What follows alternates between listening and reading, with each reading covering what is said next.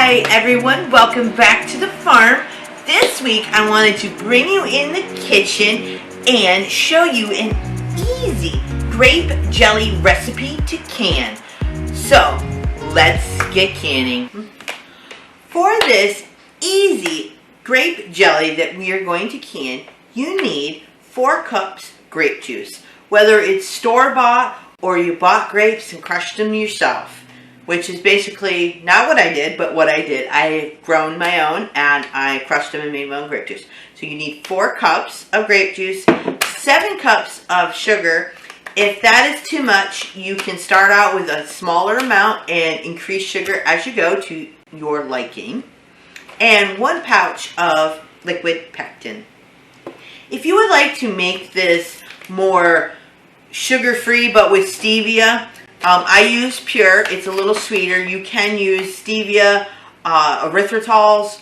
You can use anything else, and then you will need a Pomona. So I will put a link in the description box below for Pomonas. It is a pectin that works well with no sugar or low sugars. I am using my digital Waterbath canner. You can use your traditional or just a pot with some towels. It doesn't matter as long as you can have the water 1 to 2 inches above the jar.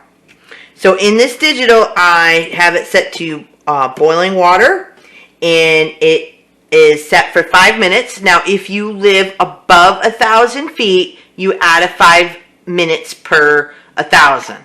So I will put a link in the description box below where the graph is. And now I'm going to insert jars.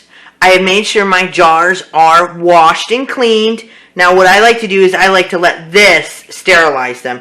So they're already in. I'm just going to go and obviously put my lid on. And then I just turn it on.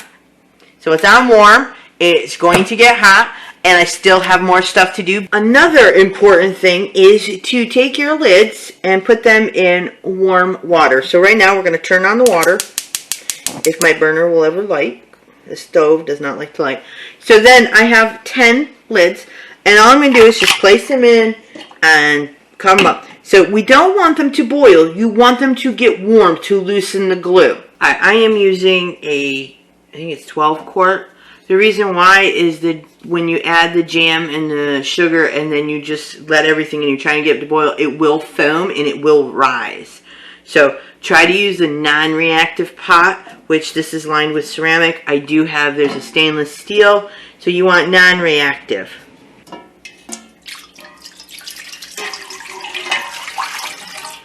And then I am just adding the straight 7. I already know what it tastes like. Alright, so we're going to want to get this up to put on a high. You want to get it all stirred in. You want to get this to a rolling boil. And then we're going to let it boil for 2 minutes. Remove it from heat, and then you add the pectin after it's off of heat and stir the pectin in. So, okay, we are almost to a rolling boil. You can hear it. Just constantly, you need to constantly stir so you're not burning anything to the bottom. Just making sure it's boiling,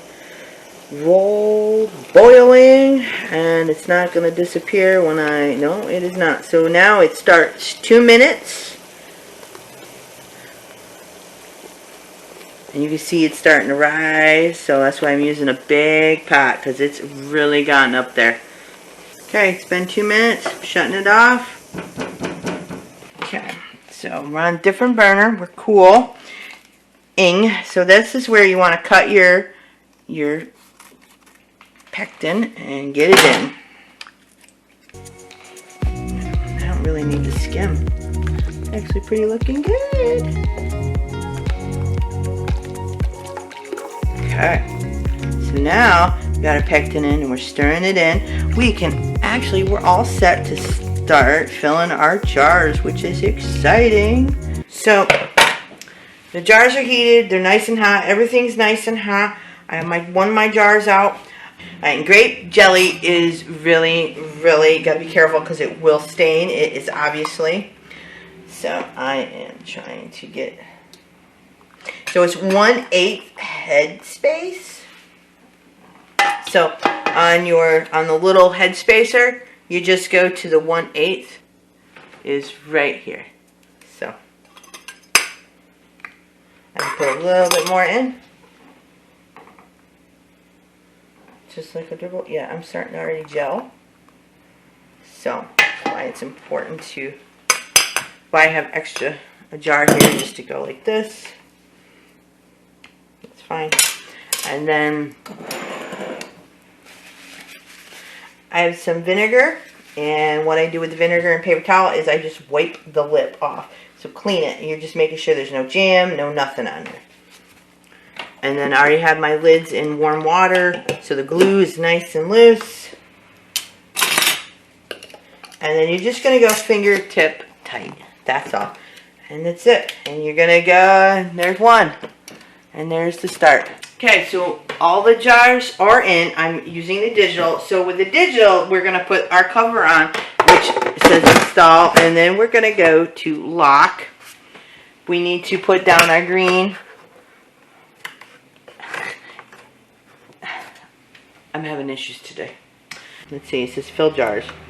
So I have it set for 5 minutes. I know you can't see because my camera angle sucks and my camera does not focus very well.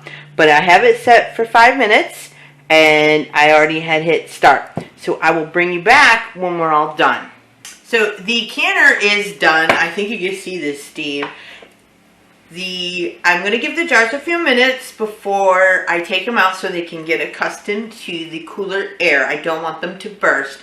Now, if you're using your traditional, they have a rack in there, which is great. So you can pull it up and let it rest. And it'll be half in water, half with air. And it will get accumulated really well. These I'm so scared of because it doesn't have a rack. You just use it, basically your jar lifter, and pull it out and it's in the air. So let's get that going because they look at this. Nice and purple. I'm so excited. My husband loves grape jelly. I make grape jam and I use stevia. So it's a little different. So I use the leftovers basically of making the grape juice. And that's what I use to make my jam with. So when you're putting your jars out, you want to give them an inch space all around in between to allow air to flow through. So that way they won't be near each other and they could burst that way. They need air, nice air to go through. And that's it. I hope you enjoyed today's video. If you did, please give it a thumbs up. Don't forget to hit that subscribe button and turn on notification bells. Thank you. See you in the next one.